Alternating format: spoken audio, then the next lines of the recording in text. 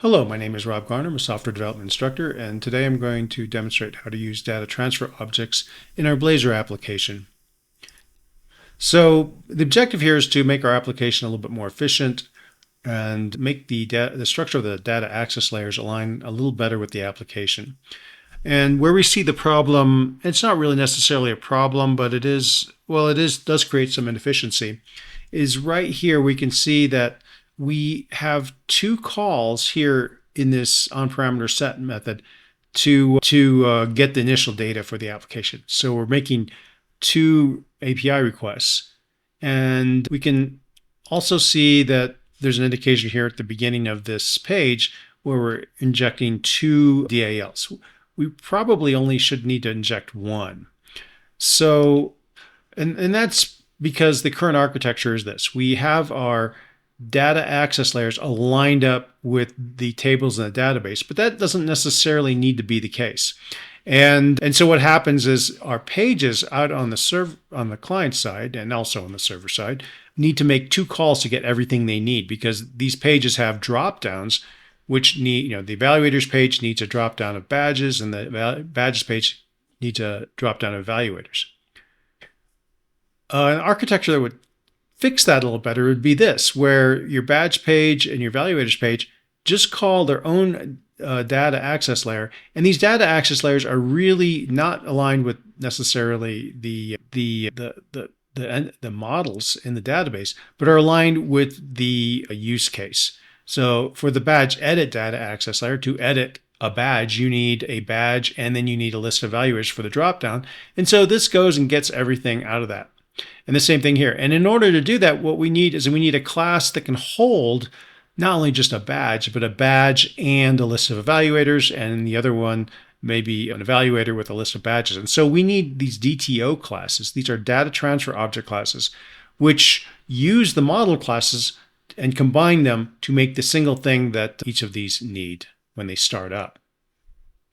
Another problem that we get is that when you use the same DL for multiple pages, it can cause a mixing of concerns. So this is kind of a violation of the single responsibility principle from the solid principles, and that each class should only serve one purpose, but our DALs end up serving, again, a lot of purposes. So we can see here we have all of these pages which go to our badges data access layer. And so this ends up having a lot of methods that get added, which is kind of a violation of interface segregation, and ends up, sometimes you use the same method for two different ones, and you'll find yourself tempted to change that method to satisfy maybe the need of the evaluators page, and then it breaks what happens for the badge page. So this mixing of concerns can cause some issues. And then also, you have a lot of different things happening in one class. So this is putting too much pressure on this data access layer.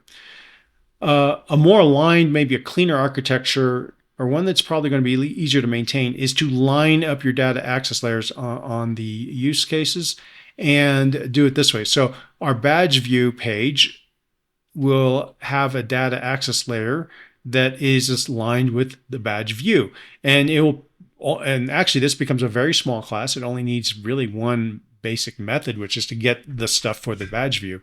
The badge list page has a little bit more going on, but it actually gets rid of, it's smaller than the original badges DAL.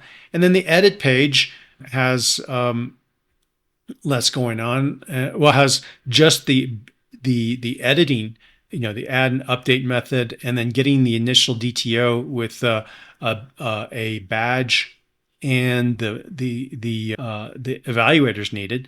And then down here, you'll notice that suddenly we don't need, on the client side, a DAL for the evaluators, because the edit DAL will get the evaluators that's needed. So we remove that. Now, this actually ends up being a little bit of a better thing from a security perspective, because if we want to keep something really secure, we can keep it all on the server, and there won't be a API that gives access possibly to something that you don't want to have access to.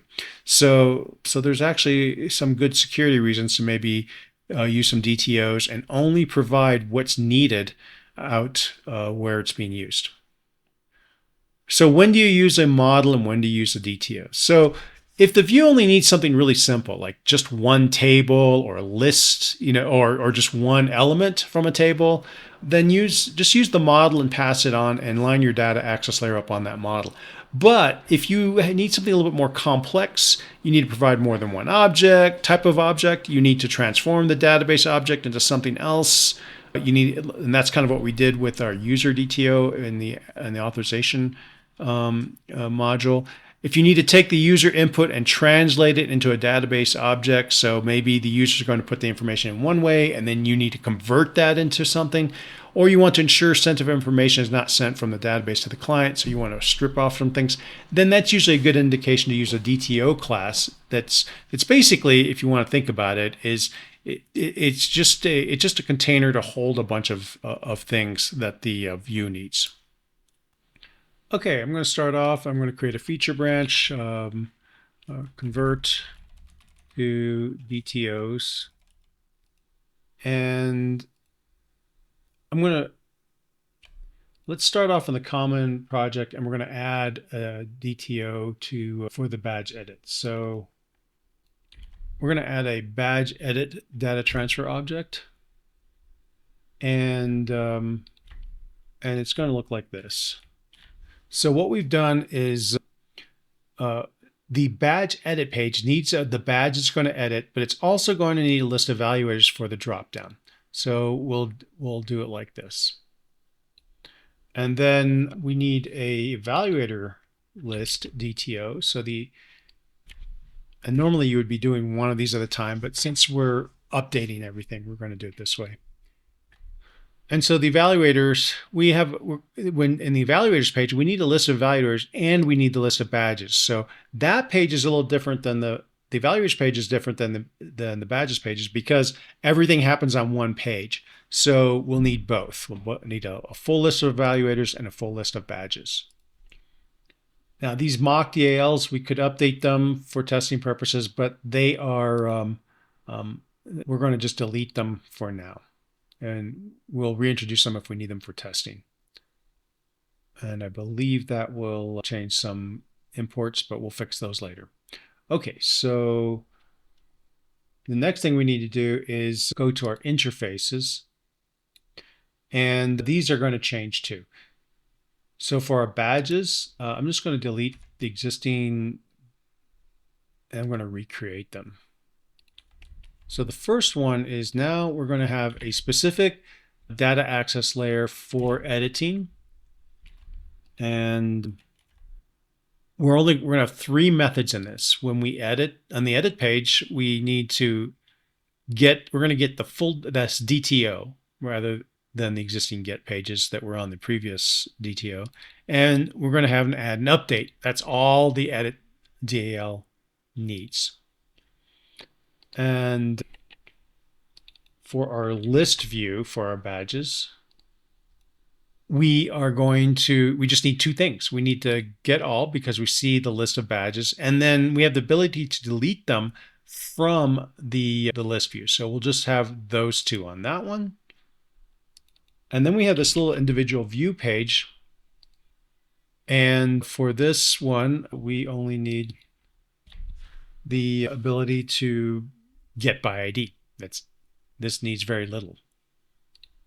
So while it looks like we're adding a lot, we're actually just breaking it up into 3 different classes, and we're kind of making it so that the get methods are now, like, rather than using this get all for both the edit and the list, we have a much more customized get for the edit view. The other thing that we need is a interface for the evaluators list. And this one's going to be a little bit more, have more things in it because that page does everything. So we're initially going to get a DTO, which has the initial get. We do need a get all for a refresh when we're refreshing things.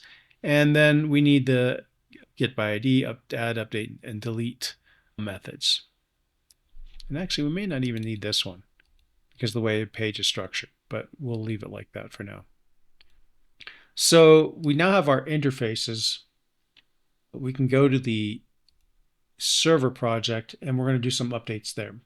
And the first one is under data and our data access layers. We're going to change these up now. So this can just go away, and we'll make a new data access layer for the badge edit page. And so this one is going to have the is going to get the DTO for the edit page. And what this will consist of, we'll instantiate a new DTO, and we'll look at this good. And if it's if this good is empty, we're going to assume that we're making a new badge. So we will instantiate a new badge here for the badge. If it isn't empty, then we will try to get the badge. We'll get the badge from the database. And notice that we're also including the evaluators here. So we'll get the evaluators that are set in the badge. Now the add method is pretty much the same as it was before, as is the update. It's just on the initial getting of data that we have a little bit of a change. For our list server DAL, this is where we're getting all the data, all the badges for. So we have the get all, which is just getting the badges async. Notice that we don't bother getting the evaluators here. So this is actually a little bit of a savings because we don't really need it. Let's see. I don't think we need this one. Yep, that didn't break anything. And the list just needs to get all and doesn't need the add or update. It just needs the delete. So this is a lot simplified. And then we will get, let's see, save that. And then we need view DAL. And again, we don't need a whole lot in this because it's very specific. We get the get by ID. Notice that when we get by ID here, we don't bother getting the evaluators, whereas in our badge edit, when we get by ID, we get the DTO, we are including the evaluators. Now our evaluators data access, we're going to rename that evaluators list. And there's a few changes in here. One is now we changed the name just to fit in within our new content, our new thought process. And then we're getting a DTO at the top. So we still need this get all because there's a point where we refresh the page. We need that. But here, this DTO gets evaluators and badges all together in one call. And then we have a get by ID and add async and update async, and then the delete. So we kind of have everything in there because that page does so much. Now that we have these new data transfer objects, we need to update the program.cs. That goes away because we got rid of those. And where's our badges? Right here. We now are going to add, we're going to register all these new data access layers. And that's not really being used. We'll get rid of that. Then we'll go to our controllers. And this controller, which is the web API, we're pinging multiple times. So what we're going to do is we're going to remove this controller, and actually we don't really need this evaluators controller either, because this evaluator, we are no longer using this. So the controllers are only needed for the client side applications. Well, we're going to get the evaluators now with the badge edit server. So we can get rid of this one too. And the first one we're going to add is the badge edit controller. And this is going to, when this gets pinged, it's going to go now to API badge edit. And the badge edit will start off by getting the get by ID for this one. is going to bring back the initial data transfer object with all the things the page needs to begin with. And then then we have an add method and an update method, because that's the only things the edit page does. And it just calls the DAL's add and update method. We also need a controller for the list view, so we'll add that one. And the list view notice that all of these use are going to use the server side data access layer, because this runs on the server. And it just has two methods, get all and then delete. And then our badge view now just has a get by ID, because that's all it needs. And this just goes to the data access layer, tries to find it. If it can't find it, returns a not found. Otherwise, it returns OK badge. We're going to update our imports in the components folder.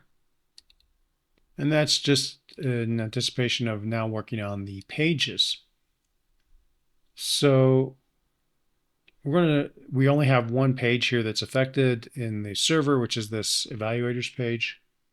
And the first change we're going to make is this is now, we now have one DTO here, which kind of cleans this up a little bit. So we only inject one DAL. Therefore, we can call it just DAL rather than having a badge DAL and a regular DAL. And then that changes the oninitialize down here. By the way, when you make a change like that, you can look for the error here, and that helps you out. And our oninitialize just gets updated to look like this. We get the DTO from the DAL, and then we extract the evaluators and the badges from the DTO. You can also just have a DTO here rather than having a separate pages. You could just put that in here. But so we minimize the changes to the page, we'll just do it this way. Either is okay. Okay, so the next thing we're going to update are the client project changes. So in the client project, let's start off with updating our data access layers.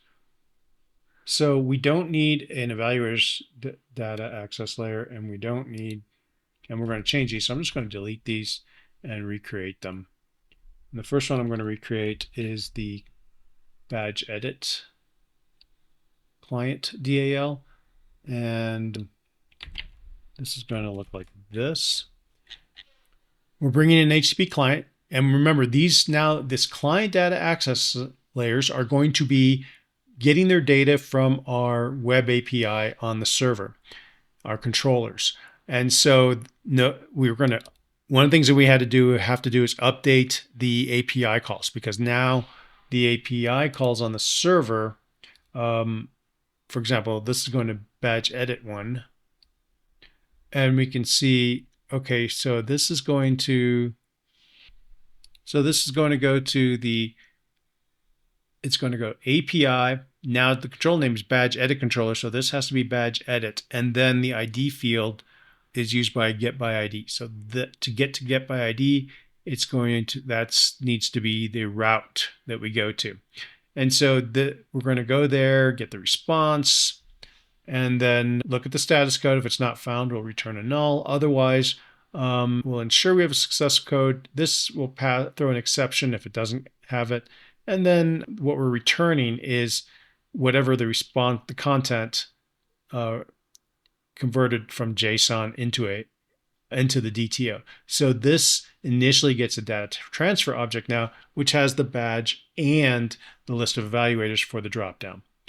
And then we have our add and update async. Those are basically the same as the previous ones on the badges one. They're just now in this one focused edit data access layer.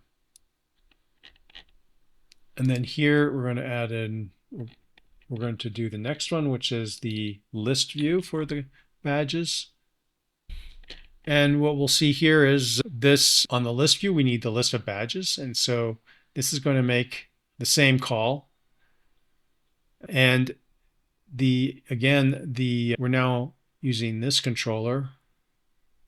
And so this initial call is getting a list of badges, but the API is going to be badge list because it's badge list minus controller. So the route changes because I've now changed the controller names.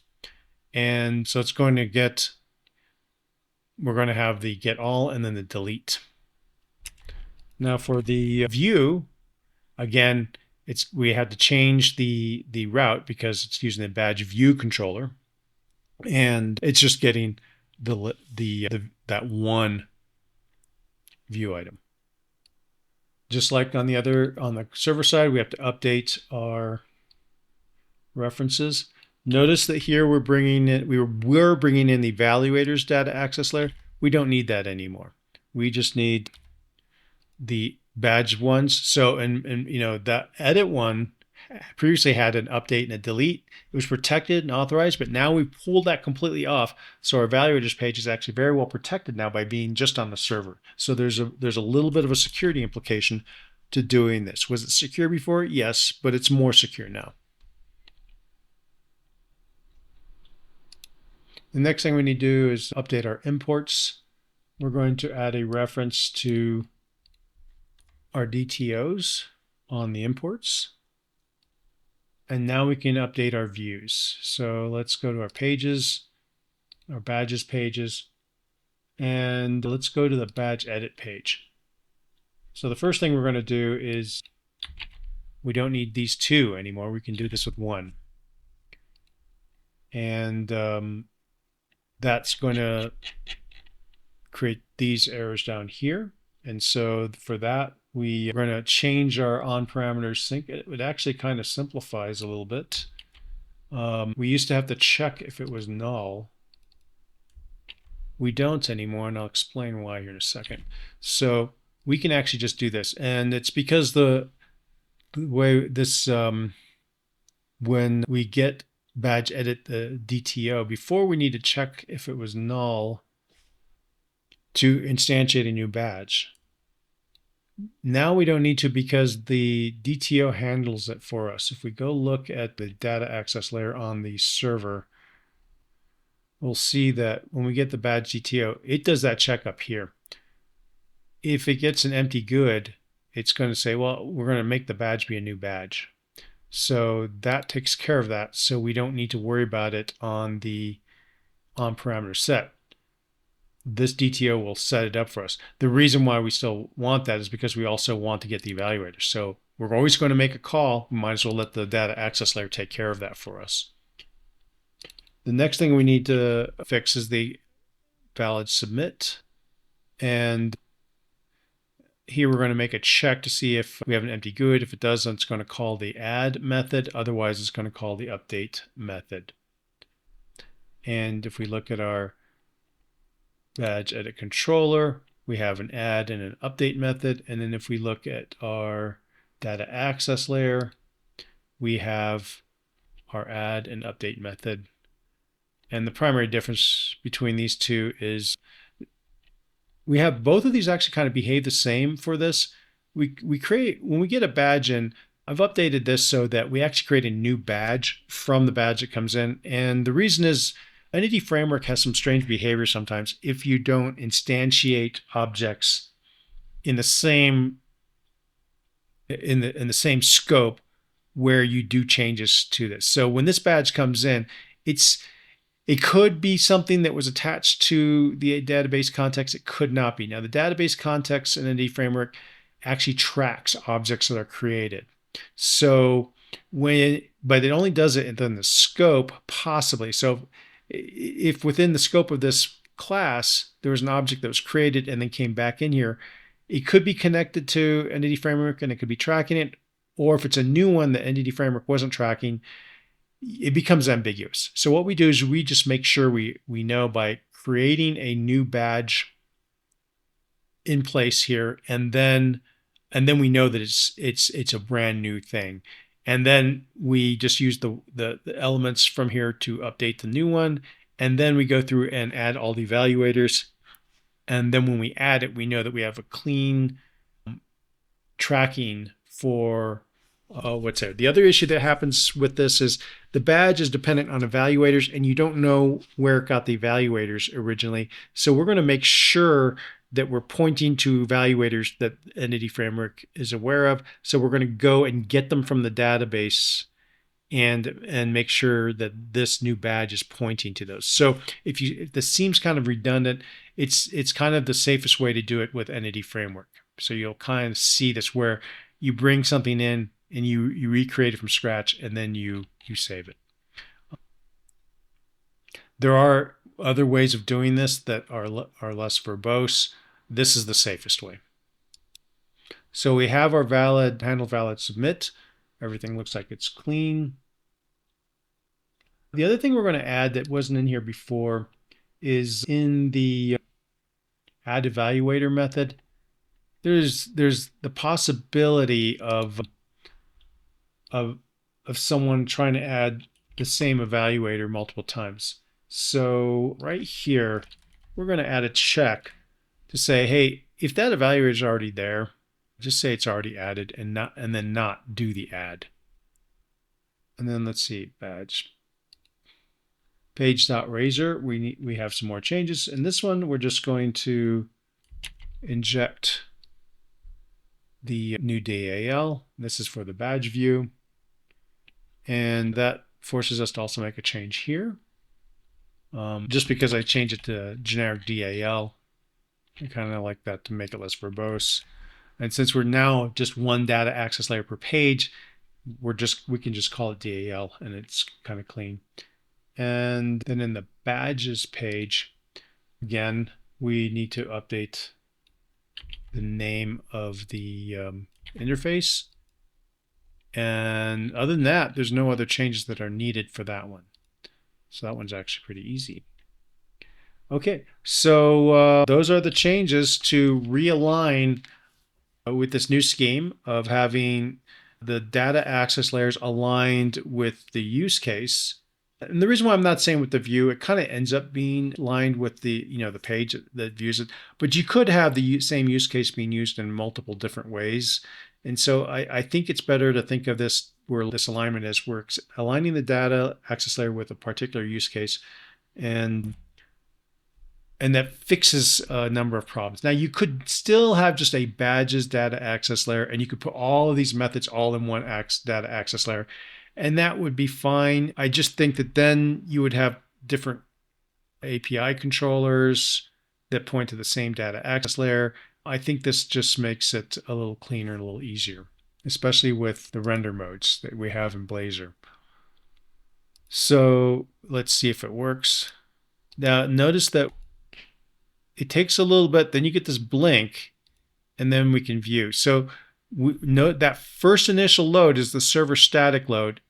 When you can't click on the buttons then, and then we get the, in the case of the badges, that the client view. Now the reason why you have that little pause is because it's downloading the WebAssembly in the background, and the button only clicks when we can get there. Those are a couple things we're going to have to address at some point. So that works. I'm going to log in. And then I need to log in first. And then I'm going to go back to the badges pages, and we see all of our editing shows up. And let's see, can we see there? We got our evaluators. We'll add that, submit, go back to that badge, make sure the evaluator stayed in, everything there, we'll modify. We got the modification, get the delete. We have a delete, then we'll go to the evaluators. We'll add an evaluator.